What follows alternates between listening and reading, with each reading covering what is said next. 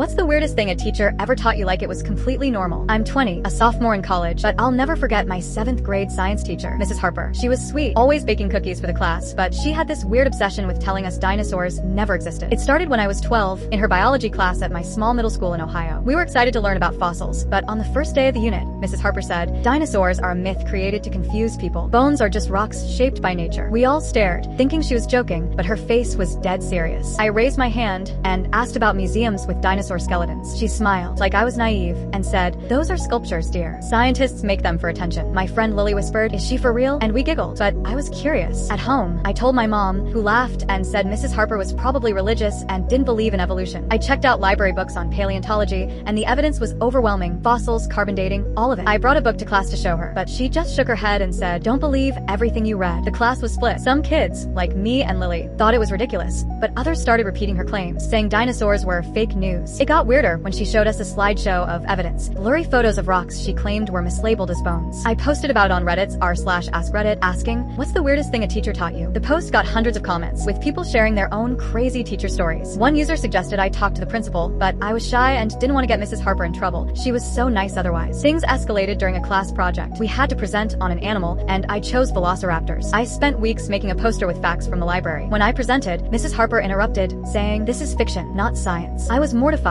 standing there with my glittery poster as kids snickered. Lily stood up and said, "Dinosaurs are real. We've all seen Jurassic Park." The class burst out laughing, and even Mrs. Harper smiled, but she gave me a C, saying I didn't follow directions. I couldn't let it go. Lily and I decided to prove her wrong. We asked our parents to take us to the Natural History Museum 2 hours away. Seeing real dinosaur skeletons, Triceratops, T-Rex, was mind-blowing. We took photos and made a scrapbook, which we showed the class during a free period. Kids were amazed, and even Mrs. Harper looked uncomfortable when they started asking questions. She changed the subject, but I felt proud. Years later, at my high school graduation, Mrs. Harper showed up as a guest teacher. I was nervous, but went to say hi. She remembered me and, to my shock, apologized. "I was going through a lot back then," she said, explaining she'd been in a strict religious group that denied evolution. She'd left it and started teaching real science. She even thanked me for challenging her, saying it made her rethink things. I cried a little, not gonna lie.